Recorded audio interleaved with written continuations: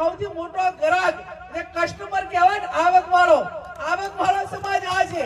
તો આ સમાજ અંધશ્રદ્ધામાંથી નીકળી જાય તો બધા બીજાને તો ઘણી બધી તકલીફો પડે, અને તકલીફો પડે એટલા માટે કરીને અને આ રાજકીય આગેવાનો, ધારાસભ્યો બેઠા છે, સંતો બેઠા છે, બધા વિક્રમભાઈ ના બધા જવાબદાર આગેવાનો બેઠા છે.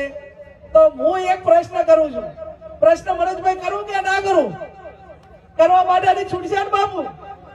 સમાજના આગેવાન થઈએ એ ટાઈમે આપણે સમાજને અનેક વાતો કહીએ છીએ કે ભાઈ અડધી રાતે મારો દરવાજો ખખડાવજો, અને હું ઠાકોર સમાજના આટલા વોટ છે ને એટલા માટે કરીને કોઈ પણ પક્ષની ટિકિટ માંગુ છું, અને મારો સમાજ આવડો મોટો છે એટલે મને ટિકિટ મળવી જ હોય.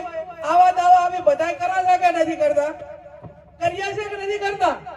પછી ચૂંટણા પછી ટિકિટ મળી ગયા પછી ધારાસભ્ય થાય, સંસદ સભ્ય થાય, સરપંચ થાય, જે એની માંગણી હોય એ સમાજ પૂરી કરે.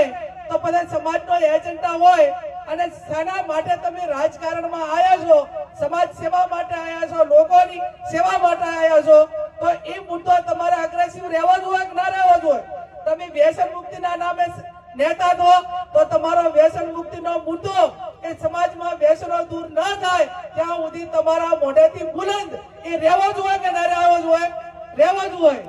અને બીજું બાપુ કે નેતા થયા પછી, કોઈ પદ ઉપર આવ્યા પછી બીજી વખત ચૂંટાવા માટે સમાજ કે બીજા વોટ આપશે કે નહીં આપે એ બધી પરવા કર્યા વગર તમારે દારૂડિયાને કઈ ના કહી શકાય વોટના બીકને કારણે, તમારા બુટલેગરોને કઈ ના કહી શકાય વોટના દતારે. એટલા માટે તમારા સમાજમાં ખોટું કરતા હોય એને ખોટું ના લાગી જાય એના માટે તમારે કઈ ના બોલવું.